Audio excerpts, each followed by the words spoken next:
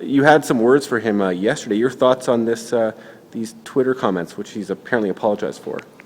Well, you know, when we're in this job, we have a certain number of responsibilities.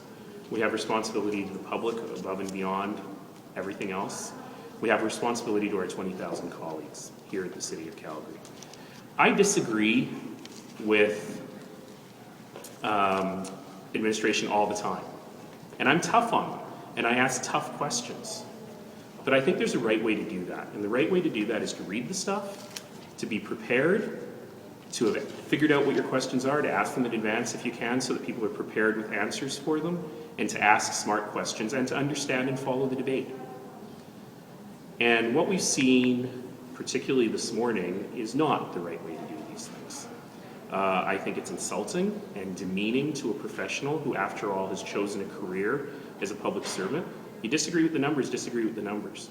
But don't insinuate people are on drugs or use vulgar language to describe it, or even worse, in a subsequent tweet, make a threat that you're going to attack that person even more. I don't think that's appropriate. To what extent? Go ahead. And so, in my mind, you don't do that. And certainly this councillor is new in his role, but the rest of council has figured out what our role is. And I think that it's important for that to happen across the board. Disagree as much as you want.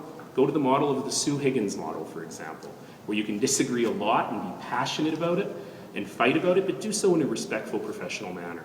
To what extent do you believe the traffic count numbers for cycling are correct? That's not really the issue today. The point is that we won't know until we build it. Forecasts will always be forecasts, and you can fight about them as much as you want. But you won't know until you actually count. But that's not the point. The point is you can absolutely disagree, and 4 or 5 other members of council probably have questions about it too, but they chose not to express it in this manner. Should he be sanctioned under the ethical policy? I'll answer that question. Last year, let's just say in the last term, council, at my urging, adopted a new ethical conduct policy. And I'm really pleased that they did. And certainly, I think that these actions are a violation of that ethical conduct policy. So should there be some And so the first sanction is the requirement for a public apology. We've had that. I would suggest as well that it's really important to pick up the phone and apologize to the individual who was insulted here. And to have that personal conversation. I think that's the adult thing to do and the professional thing to do. And I hope that that does happen. As for whether there'll be any other sanctions, well, under the policy, any member of council has the opportunity to bring that forward to council and request a decision from council on that. So again, if I were that councillor in question, I would be talking to my other colleagues and explaining myself, because if that doesn't happen, I would be very surprised if that did not come forward to council.